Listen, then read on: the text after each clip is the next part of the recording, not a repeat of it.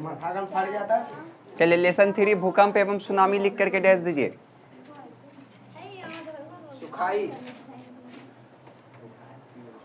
देखिए भूकंप होता क्या है, तो आपको पता है कि पृथ्वी के जो अंदरूनी सतह होता है वो कई सारे प्लेट में बटा हुआ होता है, और पृथ्वी के अंदर में क्या है, केंद्र में धधकता हुआ आग का गोला है, वो अंदर में पूरा आग है अंदर में।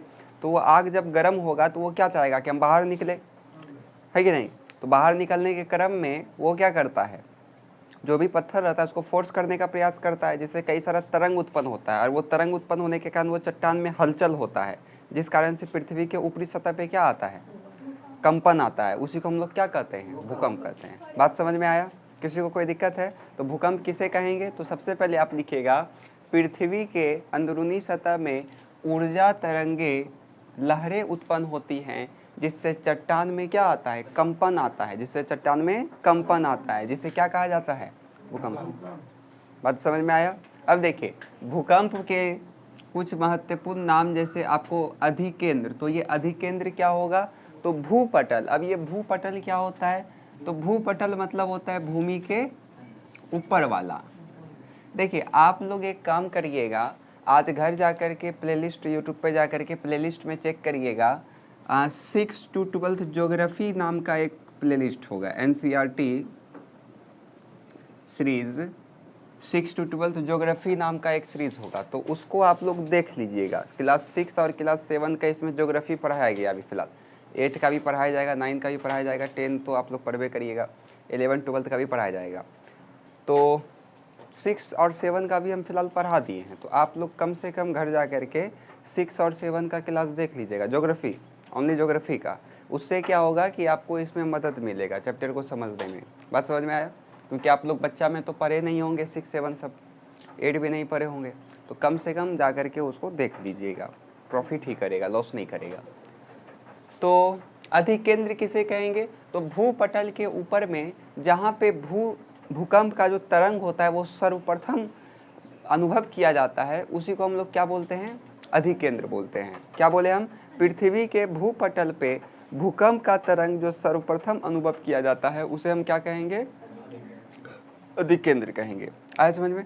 भूकंप किसे कहेंगे, तो भूकंप पृथ्वी के अंदर जो ऊर्जा तरंग की लहरें हैं उससे क्या होता है, चट्टान में उसका कंपन आता है, जिसे क्या कहते हैं, भूकंप कहते हैं। भूकंप में ही आपको लिखना है अधिकेंद्र, तो अधिकेंद्र किसे कहते हैं, तो भूकंप या फिर पृथ्वी के जो भूपटल है उसमें भूकंप तरंग को जहाँ पे सर्वप्रथम अनुभव किया जाता है उसी को हम लोग क्या बोलेंगे, अधिकेंद्र बोलेंगे। जहाँ पे भूकंप तरंग को सबसे पहली बार अनुभव किया जाएगा उसी को हम लोग क्या कहेंगे, अधिकेंद्र कहेंगे। अब उसी में है एक आपका भूकंप केंद्र क्या है, तो भूकंप केंद्र क्या है, तो भूपटल के नीचे, यहाँ पे भूपटल था लेकिन यहाँ पे भूपटल के नीचे जहाँ पर से कंपन शुरू हुआ है उसी को हम लोग क्या कहेंगे, भूकंप केंद्र कहेंगे। जहाँ से भूकंप आना शुरू हुआ है, कंपन शुरू हुआ है, उसी को हम लोग क्या कहेंगे, भूकंप केंद्र। बात समझ में आया? आप ऐसे समझिए, जैसे मान के चलिए ये पृथ्वी है और यहाँ से भूकंप स्टार्ट हुआ, ठीक है, तो यहाँ से जब भूकंप स्टार्ट हुआ तो इसको हम लोग क्या बोलेंगे, इसको हम लोग क्या बोलेंगे, भूकंप केंद्र। कौन सा केंद्र बोलेंगे, भूकंप केंद्र। लेकिन इसका जो तरंग फैलेगा, तरंग फैलते फैलते सबसे पहले मान के चलिए यहाँ पे इसने क्या किया, फोर्स लगाया, तो इसको हम लोग क्या बोलेंगे, अधिकेंद्र। बात समझ में आया? क्लियर है? जहाँ पर से भूकंप स्टार्ट हुआ उसको बोलेंगे भूकंप केंद्र, और जहाँ पे सबसे पहले अनुभव किया गया भूकंप को उसको बोलेंगे अधिकेंद्र। बात तो समझ में आ रहा है ना? क्लियर है यहाँ तक में? आप सिंपल ऐसे भी लिख सकते हैं, अधिकेंद्र में लिखिएगा, भूपटल के जिस भाग से सबसे पहले भूकंप के अनुभव किया जाता है उसी को क्या कहते हैं, अधिकेंद्र। भूकंप केंद्र किसे कहते हैं, जहाँ पर से भूकंप शुरुआत होता है, भूकंप का कंपन, उसी को हम लोग क्या बोलते हैं, भूकंप केंद्र। आया समझ में? बस सब्जेक्टिव इतने था, बाकी जो हम लिखे वो ऑब्जेक्टिव में पूछेगा। जैसे भारत में भूकंप का क्षेत्र को लेकर के इसको 5 जोन में बांटा गया है। जोन 1 में भूकंप ना के बराबर आएगा, 2 में आने का संभावना रहेगा, 3 में आएगा लेकिन उतना ज़्यादा क्षति नहीं पहुँचाएगा, 4 में आएगा अच्छा खासा भूकंप आएगा, खतरा भी है आने का बहुत ज़्यादा, और 5 में ऐसा आएगा कि तो हंस नहस करके वो जाएगा। ठीक है, तो 5 जोन का नाम आपको एक एक बार केवल पढ़ लेना है। ठीक है। ऑब्जेक्टिव में इक्का दुक्का देखने को मिल जाएगा, हालांकि चांस कम है, लेकिन इक्का दुक्का हो सकता है, किस्मत खराब हो आप लोग का तो एक ठो ऑब्जेक्टिव में दिख जाए कि पूछ देगा बताइए हिमाचल प्रदेश को किस जोन में रखा गया है, तो जोन 5 में रखा गया है। ठीक है, तो देखिए जोन 1 दक्षिणी पठारी क्षेत्र हो गया, यहाँ भूकंप ना के बराबर आता है। जोन 2 प्रायद्वीपीय भारत का तटीय क्षेत्र हो गया, यहाँ पे भूकंप आने का संभावना रहता है, संभावना रहता है। जोन 3 में गंगा सिंधु का मैदान जो मध्य मैदानी क्षेत्र है, उत्तरी गुजरात हो गया, राजस्थान हो गया, यहाँ पे भूकंप आने का प्रभाव रहता है, यहाँ भूकंप आता है लेकिन उतना नहीं आता है।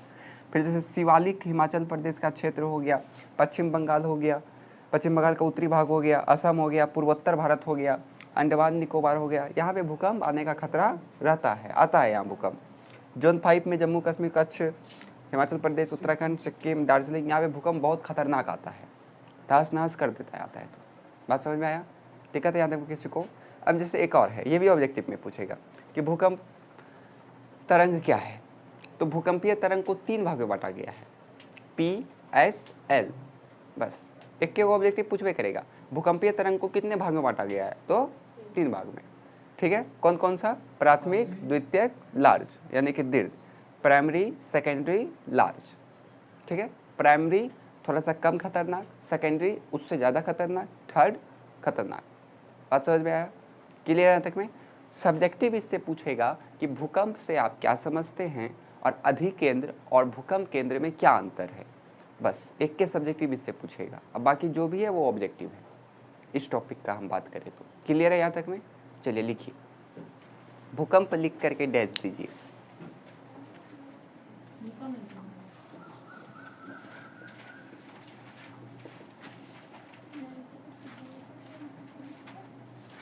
लिखिए, भूकंप लिख करके डैश दीजिए। पृथ्वी के सतह के अंदर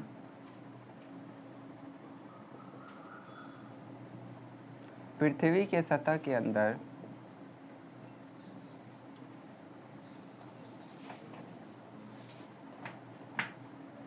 पृथ्वी के सतह के अंदर ऊर्जा तरंग लहरें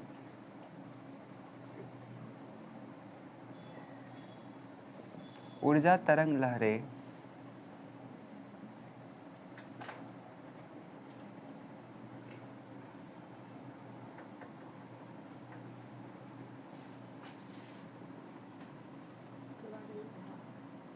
ऊर्जा तरंग लहरें से ऊर्जा तरंग लहरें से चट्टानों में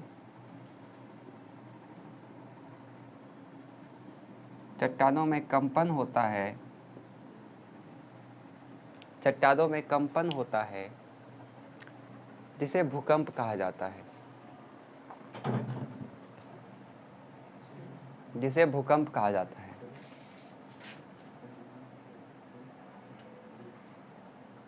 हो गया? चलिए अगला लिखिए, अधिकेंद्र। अधिकेंद्र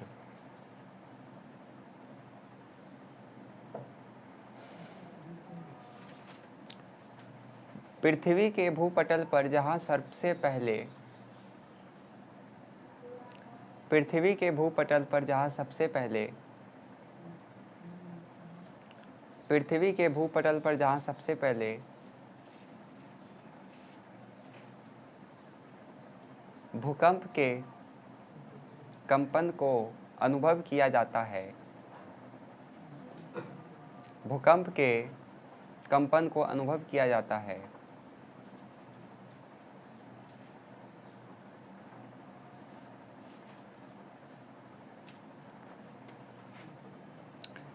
अधिकेंद्र कहलाता है।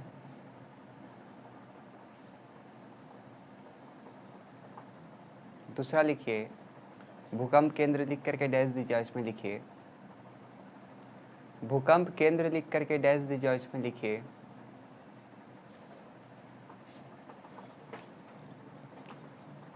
पृथ्वी के भूपटल के नीचे जहां से भूकंप प्रारंभ होता है, जहां से भूकंप प्रारंभ होता है उसे जहां से भूकंप प्रारंभ होता है उसे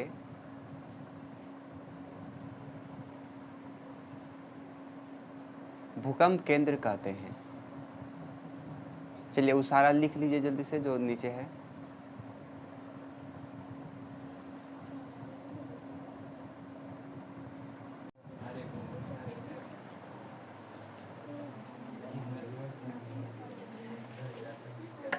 देखिए भूकंप का बचाव का उपाय क्या क्या होना चाहिए और सुनामी के बचाव का क्या क्या उपाय होना चाहिए। तो भूकंप का उपाय का बचाव का उपाय तो सबसे पहले हम लोग भवन निर्माण लिख सकते हैं कि भूकंप जिस भी क्षेत्र में आता है उस क्षेत्र में जो हम लोग घर बनाएंगे वो कैसा घर बनाएंगे, भूकंप विरोधी घर बनाएंगे, ताकि वो भूकंप का तरंगों को क्या कर सके, सह सके। अब जिस क्षेत्र में बहुत ज़्यादा भूकंप आता है उस क्षेत्र में हम लोग घर ही बनाएंगे सस्ता टाइप का, मतलब जो कम खर्च में बन जाए, है कि नहीं। चौड़ा क्षेत्रफल में उसको बनाएंगे, एकदम लंबा चौड़ा घर बनाएंगे उसको, ताकि घर का क्षेत्रफल भरे, उससे भूकंप का थोड़ा सा कम असर पड़े, है कि नहीं। और जैसे आप देखिएगा जितना भूकंप आता है अपार्टमेंट सब जो बनता है बड़का बड़का, तो उसमें पहले पिलर दिया जाता है, उसके बाद उसमें ईंट दिया जाता है। पहले आप गौर किए होंगे बात को। लेकिन जो हम लोग के यहाँ घर बनता है उसमें आप देखिएगा अक्सर पहले ईंट दिया जाता है फिर पिलर दिया जाता है। सोचता है कि ईंट उसको अच्छा से पकड़ लेगा, पिलर उसको अच्छा से पकड़ लेगा, लेकिन ऐसा नहीं होना चाहिए। घर जो बनना चाहिए वो पहले पिलर देना चाहिए घर में। ऐसे ही होता है, यहाँ लिंटर है, मान के चलिए दरवाज़ा है, तो पहले आपको क्या देना चाहिए, पिलर देना चाहिए, क्योंकि सारा का सारा वजन घर का कौन सा आता है, पिलर से आता है। अगर हम लोग पहले दीवारें दे देते हैं तो इससे क्या होता है, ये जो दीवार है ये इसके साथ अटैच हो जाता है, क्योंकि आपने पहले दीवार दिया फिर उसके बाद उसमें पिलर ढाला, तो ये दोनों सट जाता है ना, तो अटैच हो जाता है यहाँ पे। तो सारा का सारा भार जो है वो ट्रांसफ़र हो जाता है पूरा का पूरा आपका घर में। इसलिए जब भी भूकंप आता है इस सब क्षेत्र में तो घर जो होता है वो चनक जाता है, क्रैक कर जाता है, और ज़्यादा आएगा तो वो घर टूट भी जाता है। लेकिन जैसे मान के चलिए पहले पिलर दिया है फिर बाद में ईंट जोड़ा है, तो ज़्यादा नहीं पकड़ पाएगा वो ईंट उसको। तो जो भूकंप आता है वो ई पिलर के द्वारा ही अंदर चले जाता है। बात समझ में आया। तो पहला हम लोगों को लिखना है कि भूकंप भवन निर्माण, तो इसमें लिखेंगे हम लोग कि भूकंप वाले क्षेत्र में जो भवन का निर्माण करना चाहिए वो इस प्रकार से करना चाहिए कि वो ज़्यादा से ज़्यादा भूकंप के नुकसान को क्या कर सके, सह सके। बात समझ में आया। दूसरा है आपका प्रशासनिक कार्य। तो प्रशासनिक कार्य में हम लोगों को क्या बोलना है, तो भूकंप आने के पश्चात बहुत सारा क्षति भी पहुंचता है, तो उस क्षति को जल्दी से जल्दी कम करने के लिए प्रशासन के द्वारा भी कई प्रकार का कार्य करना चाहिए। ठीक है। अब जैसे भूकंप आया, कहीं पे घर उर टूट गया, आदमी वहाँ फसल है, तो प्रशासन को तुरंत वहाँ पर के आकर के उसका लिए व्यवस्था करना चाहिए। जहाँ पे ज़्यादा भूकंप आता है, जो जोन 4 है, जोन 5 है, ये सब में और भी सब में। फिर गैर सरकारी संगठन का सहयोग। अब देखिए गैर सरकारी मतलब होता है जो सरकारी नहीं है। तो कई सारा एनजीओ संगठन ऐसा भी होता है जो आपदा आता है तो अपना सहयोग करते हैं। देखे होंगे आप लोग बिहार में भी कहीं पे बाढ़ आता है, क्योंकि बिहार में तो ज़्यादातर दो ही चीज़ आता है, एक तो बाढ़ आया, एक तो सुनामी आया, सुनामी बोलते हैं, सुखाड़ आया, या तो बाढ़ या तो सुखाड़। बिहार का उत्तरी क्षेत्र बाढ़ से हमेशा डूबल रहता है और दक्षिणी क्षेत्र आपका सूखा से डूबा रहता है। अब जून आने वाला है, बरसात घुसेगा अब बिहार में। अब देखिएगा 1 महीना बाद, 10 दिन बाद, 15 दिन बाद न्यूज़ सुनने को मिलेगा कि ये क्षेत्र बाढ़ से डूब गया, ये क्षेत्र में बाढ़ आ गया। तो आप देखते होंगे कि कई सारा गैर सरकारी संगठन जाकर के वहाँ खाना बांटता है कि नहीं बांटता है, तो उसी को हम लोग कहते हैं गैर सरकारी संगठन। बात समझे। तो भूकंप जब आता है तो उसमें उसका भी काफ़ी ज़्यादा भूमिका होता है भूकंप का क्षति को कम करने के लिए, क्योंकि ये लोग भूकंप ग्रसित क्षेत्र में जा कर के वहाँ पे कई सारा सुविधा मुहैया करवाता है लोगों को। ठीक है। घर उर टूट गया, आप कहाँ खाना नुआ बनाएगा, तो उस हिसाब से जान माल की सुरक्षा। अब देखिए जैसे भूकंप आया, इन्हें कि पहले अपने भाग जाना है। गाय वो बंधा रहता है तो गाय को खोल देना, इन्हें कि उसको उठा करके लेके जाना है गोद में, बकरिया को उठा करके लेके जाना है। तब तो पता चला कि आप भी नहीं रहे। लेकिन गाय बकरी ये सब अक्सर आप देखे होंगे आदमी बांध के रखता है, मुर्गा कोई पालता है तो उसको बारह में रखता है। तो भूकंप आया तो आप भाग रहे हैं, ठीक है, बहुत अच्छा बात है, लेकिन उसको ही फटाफट खोल दीजिए, है कि नहीं, क्योंकि वही सब आपको बताता है कि भूकंप आने वाला है। आप देखिएगा जब भी भूकंप आएगा तो जो जानवर सब होता है वो सब आपका चिल्लाने लगता है कि नहीं। जो पक्षी सब होता है वो आसमान में अजीब तरीके से उड़ने लगता है। इधर हाल फिलहाल में तो भूकंप नहीं आया है, लेकिन 2017 या 16 के लमसम में भूकंप पर डे आता था। हमको जहाँ तक याद है कि 2-3 करके पर डे आता था। 16 या 17 का हम बात कर रहे हैं। तो उसमें आप अगर गौर करिएगा तो पूरा का पूरा पक्षी सब आसमान में अजीब तरीके से उड़ने लगता था। कुत्ता सब भौं भौं करने लगता था। देखिए अभी भी कर रहा है कि नहीं। कुत्ता सब भौं भौं करने लगता था। अब यो एक दूसरा भौं भौं कर रहा है तो उसको अब दवाई देना चाहिए, है कि नहीं। तो दे के आते हैं दवाई उसको पहले।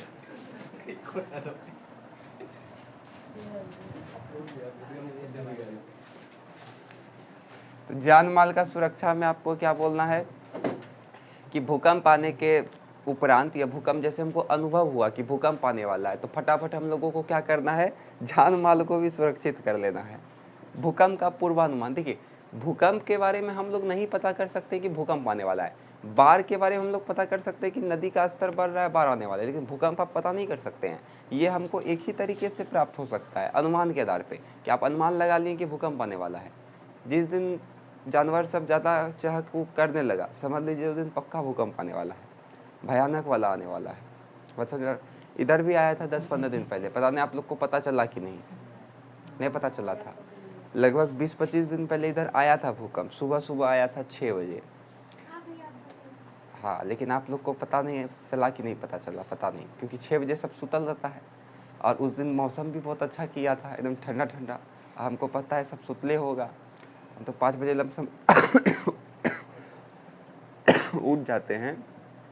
तो मेरा बेड इस प्रकार से हिल रहा था, हमको लगा हमको चक्कर आ रहा है। फिर उसके बाद जब बाहर निकल के देखते हैं तो एक दो और बोल रहा है कि नहीं हिल रहा था वो तब समझ में आया कि हाँ पक्का भूकंप आया था, लेकिन हल्का सा आया था इसलिए किसी को पता चला नहीं था। तो लेकिन जब भयानक भूकंप आने का अनुमान रहेगा तो आप कभी गौर करिएगा, पेड़ पौधा तो हिल नहीं करेगा, जानवर सब पूरा हे आने लगता है।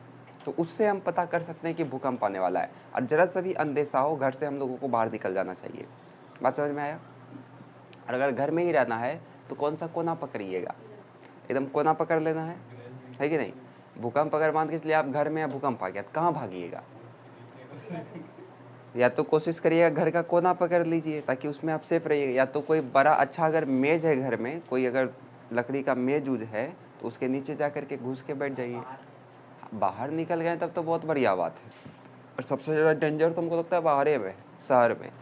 कहाँ बाहर निकलिएगा, रोड पे निकले दोनों पट्टी घरे है, वो गिरेगा तो आप ही के ऊपर गिरेगा। आसान होता है आपका गांव में, बाहर निकलिए खाली खेते खेत है, वहाँ भी टेंशन है, क्या पता जमीन फट जाए अंदर ले ले, दूसरा सीता मैया आप ही बन जाए। तो सब जगह तो टेंशन ही है। सबसे ज़्यादा सेफ तो हमको लगता है भूकंप में कुछ नहीं है, बस आदमी मन का तसल्ली रहता है कि बाहर निकल जाओ आराम से। तो इसमें किसी को कोई दिक्कत है, पहले इसको लिख लीजिए आप तो फिर इसको बता दें। अच्छा, ये सब अपने से लिखिएगा कि भूकंप के बचाव के उपाय निम्नलिखित हैं, वो सब अपना एग्जाम में लिखिएगा। पहला लिख करके डैश दीजिए और इसमें लिखिए भूकंप ग्रसित क्षेत्रों में, भूकंप ग्रसित क्षेत्रों में, पहला, हाँ, भूकंप ग्रसित क्षेत्रों में ग्रसित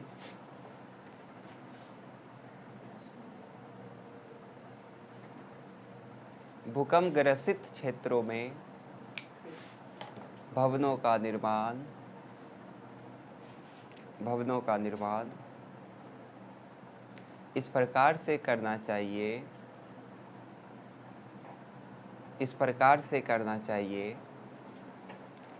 जिससे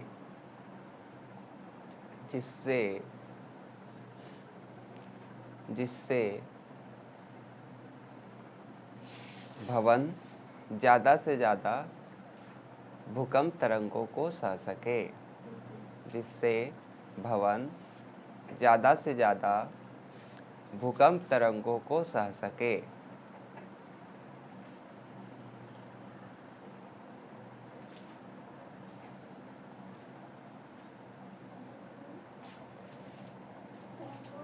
सह सके।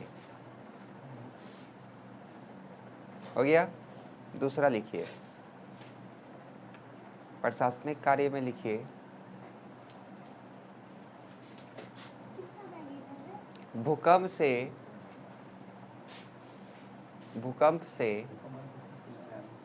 काफ़ी क्षति भी होता है। इस क्षति को कम करने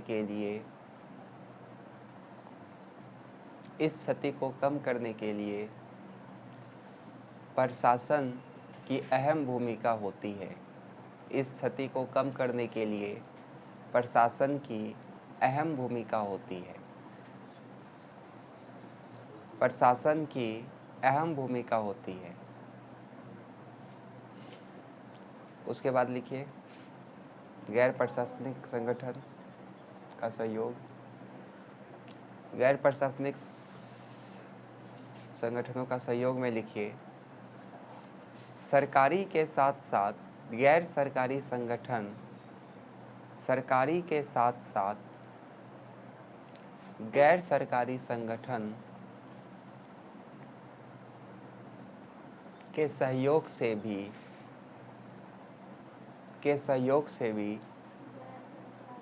गैर सरकारी संगठन के सहयोग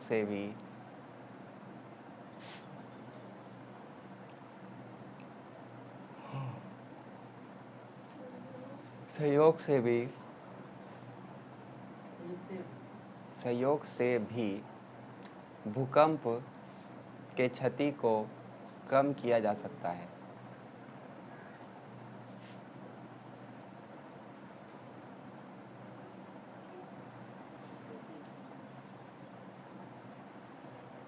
उसके बाद लिखिए, जान माल की सुरक्षा।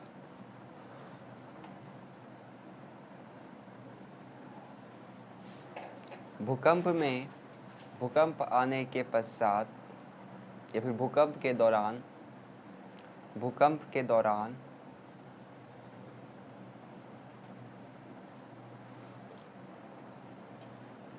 अत्यधिक जान माल की हानि होती है।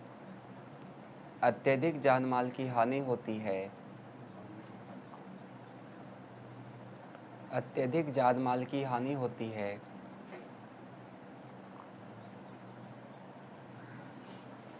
अत्यधिक जान माल की हानि होती है, इसलिए जान माल की सुरक्षा का विशेष ध्यान देना चाहिए।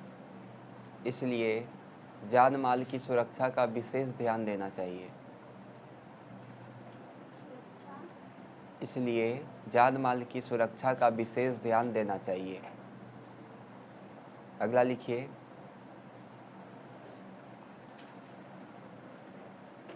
भूकंप का पूर्वानुमान।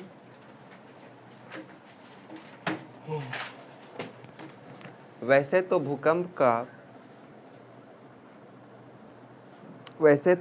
आने का पता नहीं लगाया जा सकता है। वैसे तो भूकंप आने का पता नहीं लगाया जा सकता है, किंतु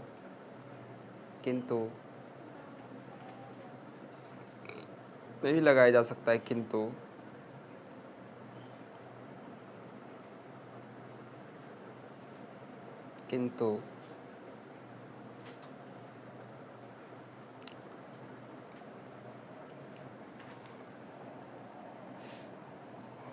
भूकंप आने से पूर्व पशु पक्षियों में अजीब सा हलचल हो जाता है।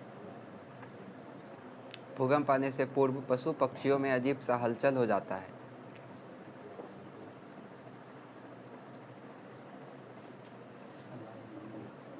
अजीब सा हलचल होने लगता है, जिससे हम अनुमान लगा सकते हैं और सतर्क हो सकते हैं। जिससे हम अनुमान लगा सकते हैं और सतर्क हो सकते हैं। चलिए इसको समझिए। देखिए अगला है कि सुनामी का बचाव का क्या उपाय होना चाहिए। तो देखिए ध्यान से समझेगा सब। तो पहला तो हम कह सकते हैं कि तट को क्या कर देंगे, खाली कर देंगे। सुनामी आने से पूर्व जो भी जहाँ पे सुनामी आता है उस वहाँ पर से तट को हम क्या कर देंगे, खाली कर देंगे। दूसरा, कंक्रीट तटबंध, कंक्रीट मतलब होता है सीमेंट वालू सबका। तो सुनामी जिस भी तट में आता है वहाँ पे हम लोग क्या बना देंगे, सुनामी को रोकने के लिए कंक्रीट का तटबंध बना देंगे, ठीक है। उसके बाद हम लिख सकते हैं कि मैंग्रोव जैसी वनस्पति, देखिए मैंग्रोव नामक एक पौधा होता है, उसका एक वनस्पति होता है, तो वो सब पौधा आप लगा दीजिएगा। तो पानी जब जाता है तो वो उसको आगे से प्रेशर कम करने में वो उसको मदद करता है, ठीक है। आप ऐसे भी गौर करिए, जैसे पाइप है, आप पाइप से किसी पौधा में आप डायरेक्ट पानी मारिएगा, आप डायरेक्ट पानी आप मार रहे हैं तो वो पाइप का पानी बहुत दूर जाएगा। लेकिन अगर आप बीच में पौधा रख दीजिएगा और पौधा के थ्रू आप उसको पास कर रहे हैं तो वो पानी क्या उतना दूर जा पाएगा, नहीं जा पाएगा। इसलिए यहाँ पे मैंग्रोव्स का जो पौधा होता है वो ज़मीन का जड़ बहुत उसका अंदर तक चला जाता है, जिस कारण ये पानी जो इसको बहा के नहीं ले जा सकता है, बल्कि ये पानी का प्रेशर को ही कम कर देता है। तो इस प्रकार का पौधा लगा करके भी हम लोग सुनामी के दुष्प्रभाव को रोक सकते हैं। और एक बहुत अच्छा उपाय है कि जहाँ पे भी सुनामी आता है वहाँ के लोगों को हम क्या दे सकते हैं, प्रशिक्षण दे सकते हैं कि किस प्रकार से बचना है। क्योंकि देखिए सबसे पहले जो बचने का कार्य करेगा वो अपने स्तर पे करेगा, प्रशासन तो बाद में आएगा, है कि नहीं। जैसे कहीं पे बाढ़ आ गया तो बाढ़ में भी आप लोग को बताए थे कि जिस क्षेत्र में बाढ़ आता है उस क्षेत्र के लोगों को कम से कम तैरने का पता रहना चाहिए कि किस प्रकार से तैरा जाता है, क्योंकि बाढ़ आएगा तो फटाफट वो लोग तैर के तो निकल जाएगा, बाकी बात में तो प्रशासन काम करेगा ही। तो क्या लिखना है आपको पहला में, तो पहला लिखिएगा सुनामी आने से पूर्व तट को क्या करवा दिया जाए, खाली करवा दिया जाए। दूसरा लिखिएगा जहाँ पे सुनामी आता है वहाँ पे क्या बनवा दिया जाए, कंक्रीट का तटबंध बना दिया जाए। तीसरा लिखिएगा सुनामी वाले तट में मैंग्रोव जैसी पौधा को उपजाया जाए। तीसरा वहाँ के लोगों को प्रशिक्षण दिया जाए। चलिए लिखिए, पहला लिखिए सुनामी आने से पूर्व, सुनामी आने से पूर्व तट को खाली करवा दिया जाए। सुनामी आने से पूर्व तट को खाली करवा दिया जाए।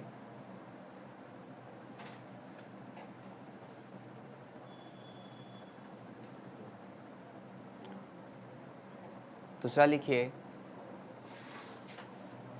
कंक्रीट तटबंध बनाकर भी सुनामी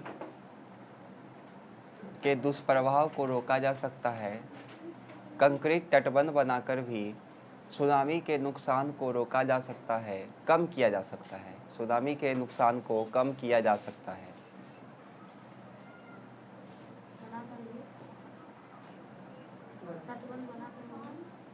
सुनामी के नुकसान को कम किया जा सकता है।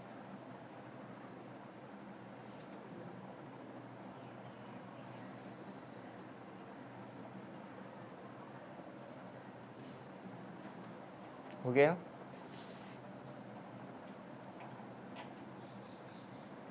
अगला लिखिए मैंग्रोव जैसी वनस्पति का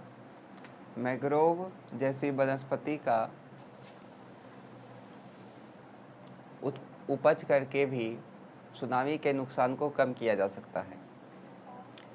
उपज करके भी सुनामी के नुकसान को कम किया जा सकता है। मैंग्रोव जैसी वनस्पति का उपज करके भी सुनामी का नुकसान को कम किया जा सकता है। और अंतिम है आपका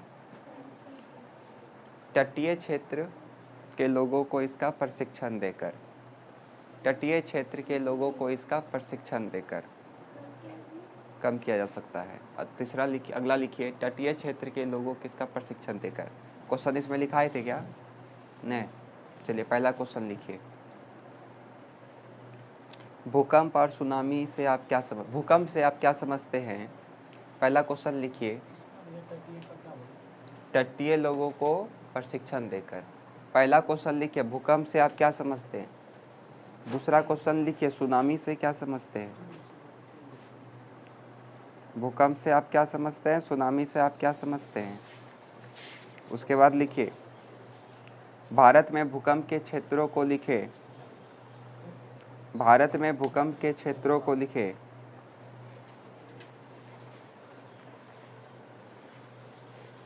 भारत में भूकंप के क्षेत्रों को लिखे। भूकंप तरंग क्या है? भूकंप तरंग क्या है? भूकंप तरंग क्या है? अधिकेंद्र और भूकंप केंद्र किसे कहते हैं? अधिकेंद्र, अधि ओ दोमहर सही कार, अधिकेंद्र एवं भूकंप केंद्र किसे कहते हैं?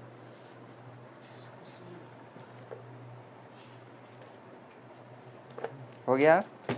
अगला लिखिए, भूकंप के बचाव के उपाय लिखे, भूकंप के बचाव के उपाय लिखे।